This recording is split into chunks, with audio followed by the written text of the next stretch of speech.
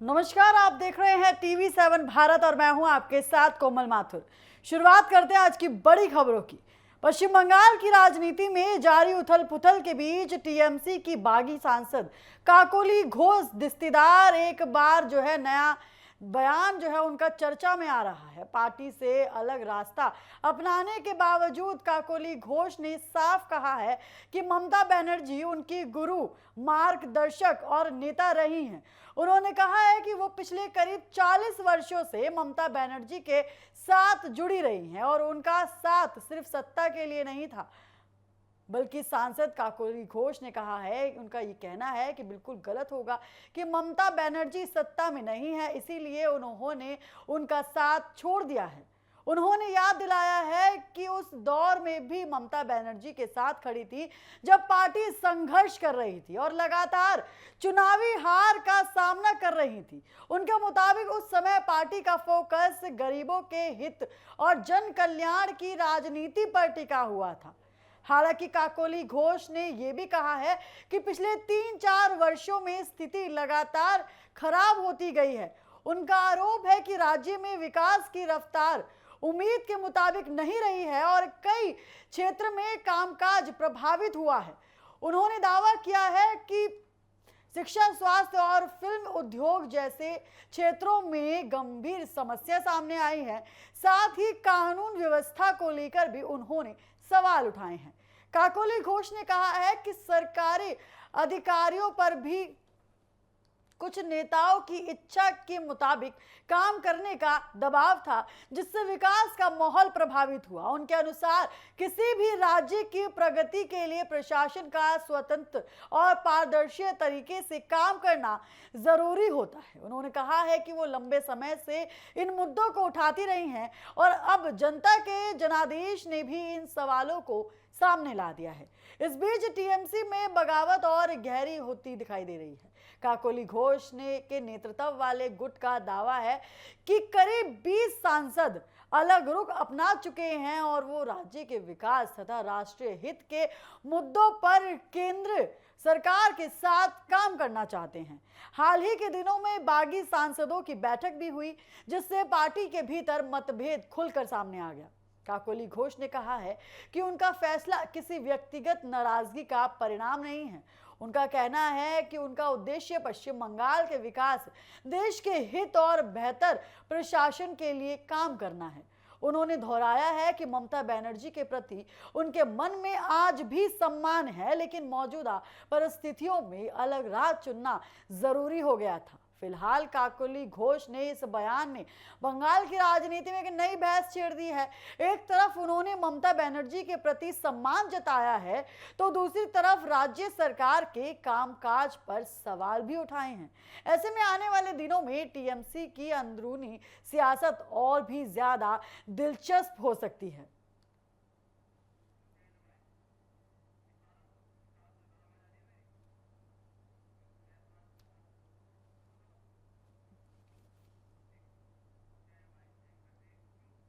इसी के साथ बढ़ेंगे हमारी अगली खबर की ओर।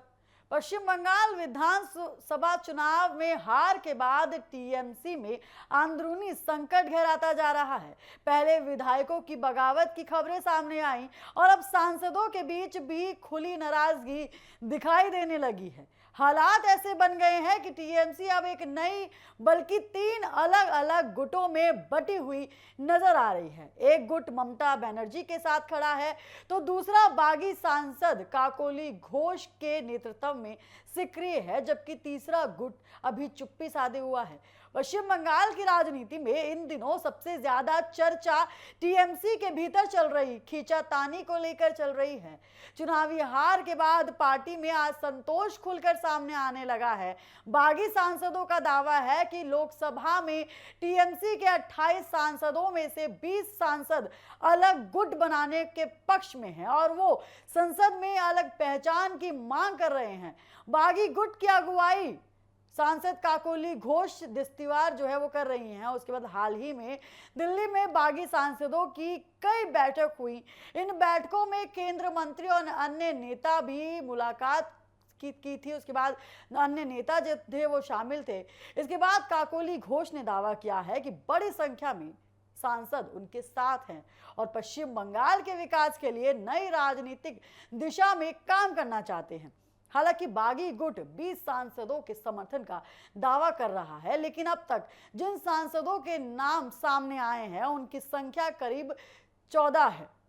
उसके बाद इनमें शताब्दी राय, बापी हलदार, उसके बाद कई ऐसे नेता इसमें शामिल बताए जा रहे हैं और कहीं ना कहीं ये साफ तौर पर दर्शा रहा है कि किस तरीके से टीएमसी की मुश्किलें एक के बाद एक बढ़ती हुई नजर आ रही हैं। वहीं दूसरी तरफ ममता बनर्जी के साथ भी कई बड़े प्रभावशाली सांसद जो है मजबूती से खड़े दिखाई दे रहे हैं। इनमें अभिषेक बनर्जी जो है वो साथ में है, कीर्ति आजाद, सैनी घोष और सौगत राय कल्याणकारी जैसे प्रमुख जो हैं चेहरे यहां पर शामिल हैं।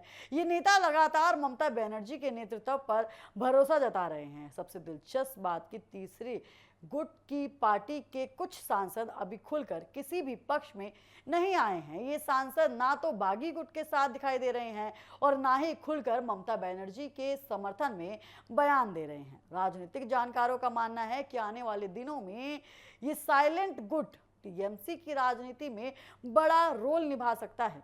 टीएमसी में बढ़ती खींचातान ममता बनर्जी के लिए एक बड़ी चुनौती बनता जा रहा है। विधानसभा चुनाव में हार के बाद पार्टी संगठन को संभालने से पहले जो है मुश्किलें थी, उसके बाद अब सांसदों के बीच बढ़ती दूरी ने संकट को और भी ज्यादा गहरा दिया है।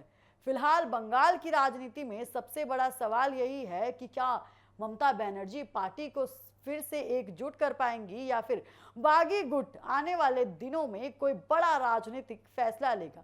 इतना तय है कि टीएमसी के अंदर चल रही ये सियासी हलचल आने वाले समय में पश्चिम बंगाल की राजनीति की दिशा बदल सकती है।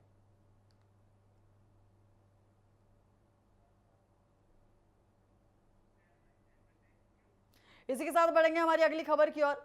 प्रधानमंत्री नरेंद्र मोदी के नेतृत्व वाली केंद्र सरकार के 12 साल पूरे होने के मौके पर देश भर में उपलब्धियों को गिनने का सिलसिला जारी है। इसी कड़ी में हिमाचल प्रदेश के हमीरपुर में आयोजित एक कार्यक्रम में पूर्व केंद्रीय मंत्री और सांसद अनुराग ठाकुर ने मोदी सरकार के 12 वर्षों को जन सेवा, सुशासन और विकास का दौर बताया है। उन्होंने कहा है कि इन वर्षों में देश ने आर्थिक, सामाजिक और वैश्विक स्तर पर बड़ी प्रगति की है। हमीरपुर में आयोजित मोदी सरकार के 12 साल विकास के नाम कार्यक्रम में अनुराग ठाकुर ने कहा है कि केंद्र सरकार ने पिछले 12 वर्षों में भ्रष्टाचार मुक्त और जवाबदेही शासन देने का प्रयास किया है। उन्होंने कहा है कि सरकार की नीतियों का मुख्य जो उद्देश्य है वो आम जनता को कल्याण रहा और इसी वजह से लोगों का भरोसा सरकार पर लगातार बढ़ता जा रहा है। अनुराग ठाकुर ने कहा है कि प्रधानमंत्री आवास योजना, आयुष्मान भारत योजना, उज्ज्वल योजना, स्वच्छ भारत मिशन, ऐसी कई योजनाएं जो हैं देश के करोड़ों लोगों तक पहुंची हैं। उन्होंने कहा है कि इन योजनाओं ने गरीब और जरूरतमंद परिवारों के जीवन में एक बड़ा बदलाव लाने का काम किया है। उन्होंने दावा किया है कि सरकार की गरीब कल्याण योजनाओं के कारण लाखों परिवारों को बेहतर जीवन मिला है। उनके मुताबिक कई अंतर्राष्ट्रीय रिपोर्ट में भी ये बातें सामने आई हैं। पिछले कुछ वर्षों में करीब 25 करोड़ लोग गरीबी से बाहर निकले हैं। उन्होंने कहा है कि ये सरकार की जन कल्याणकारी नीतियों का परिणाम है। सांसद अनुराग ठाकुर ने कहा है कि आज भारत दुनिया में एक मजबूत और आत्मनिर्भर देश के रूप में उभर कर सामने आया है। उन्होंने कहा है कि अंतर्राष्ट्रीय मंचों पर भारत की भूमिका पहले से ज्यादा मजबूत हुई है और अब दुनिया भारत की बात को गंभीरता से सुनती है। उन्होंने G20 शिखर सम्मेलन की सफल मेजबानी का भी जिक्र किया है। अनुराग ठाकुर ने कहा है कि G20 की अध्यक्षता में दुनिया में भारत की प्रतिष्ठा को और ज्यादा मजबूत किया गया, जिसके साथ ही भारत आज दुनिया की प्रमुख अर्थव्यवस्थाओं में शामिल हो चुका है। डिजिटल इंडिया अभियान का उल्लेख करते हुए उन्होंने कहा है कि तकनीक के क्षेत्र में भी भारत ने बड़ी उपलब्धियां हासिल की हैं। डिजिटल भुगतान के मामले में भारत दुनिया दुनिया के जो है देशों में शामिल है। उन्होंने कहा है कि डिजिटल सेवाओं के विस्तार से सरकारी योजनाओं का लाभ सीधे लोगों तक पहुंच रहा है, व्यवस्था जो है अधिक पारदर्शी बनी हुई है। अनुराग ठाकुर ने प्रधानमंत्री नरेंद्र मोदी के लंबे राजनीतिक अनुभव की भी चर्चा की है। उन्होंने कहा है कि मुख्यमंत्री और प्रधानमंत्री के रूप में उनके अनुभव ने देश के विकास को एक नई दिशा दी है। उनके अनुसार प्रधानमंत्री नरेंद्र मोदी की जन सेवा और राष्ट्र निर्माण के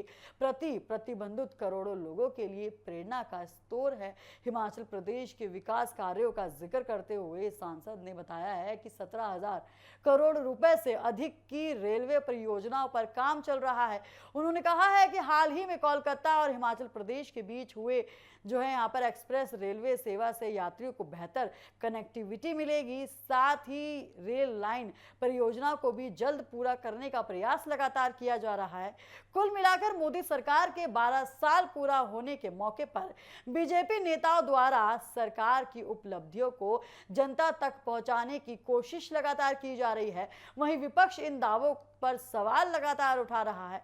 विकास और कल्याणकारी को लेकर राजनीतिक बहस लगातार शुरू हो गई है।